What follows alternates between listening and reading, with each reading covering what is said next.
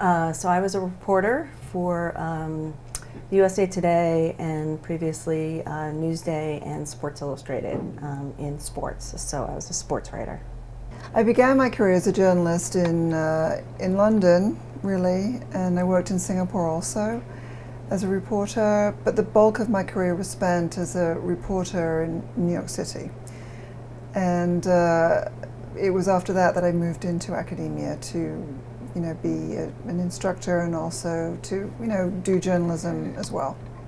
Today I do a lot of video, obviously, with my own production company, Longshot Productions, but I also do radio with the New York Giants. I also do writing. I came out with my debut novel last year called 10 Years Later, and we produce an online series called hipnewjersey.com that profiles the best that the state has to offer and kind of marries all of that into one tidy package. I was in journalism when I was an undergrad. I went to Rutgers.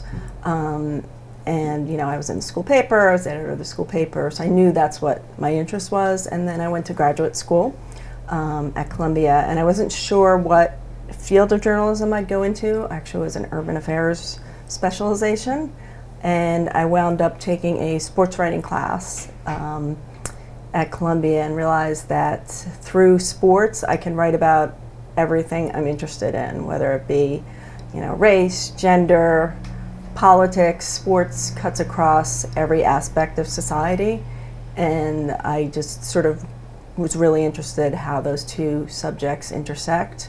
So that's kind of why I became a sports writer.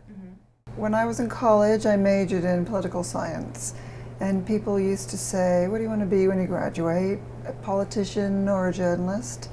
And I knew I didn't want to be a politician, so I thought, well, I'll give journalism a try. And I really liked it. I enjoyed the sort of dynamic nature of the job, something new every day. I found the creativity really appealing. And so I began as an intern, but sort of stuck with it, and it became my career. I have known I wanted to be involved in the world of media ever since I was in first grade. My first love was sports, specifically football, more specifically the New York Giants.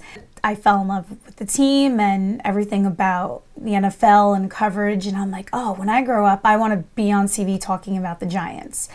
And ever since I made that declaration, I've always wanted to be involved in media, in television, in anything I can get my hands on. There was no question that I wanted to be in that industry. I am absolutely obsessed with media, and I wouldn't want to be doing anything else. While the numbers have gotten better, and there's more women in sports media than there were when I first started, it's still, you're still a minority. There was plenty of times where I would be the only woman in the press box, at major events. And now it seems ESPN has done a great job in putting women in prominent roles. So it may seem that there's more women than there actually are, because if you go look at print digital, the numbers are not great. And if you look at management, the numbers are not great. But if you just kind of look at the sideline, you would think, oh, wow, there's a lot of women in sports media. But while it's improved, it's nowhere near where it should be. Yeah, I think the room for improvement lies in in two ways really. One would be at the upper echelons. I think if you look at a lot of media organizations, it's still very undiverse at the top.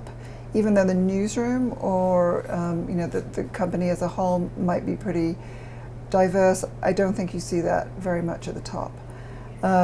Also, I think women would still tell you that it's very difficult to be a serious journalist and have children because the institutions don't really help you. I think there could be some improvement there in terms of flexibility and accommodating women who are, going down the childbearing track. It's funny, being a woman in media, I feel is an asset because as time goes on, yes, more females are filling, executive producer roles and are getting opportunities. There's no denying that. But there's also no denying that it is still very much a man's world.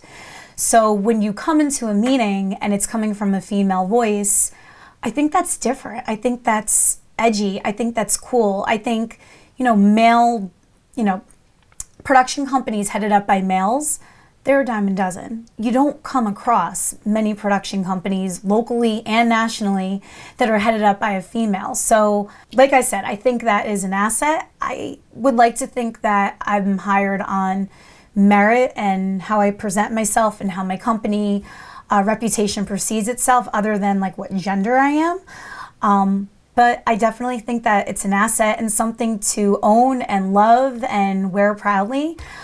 Because if they don't want to work with you because you're a girl, I mean, who wants to work with them anyway?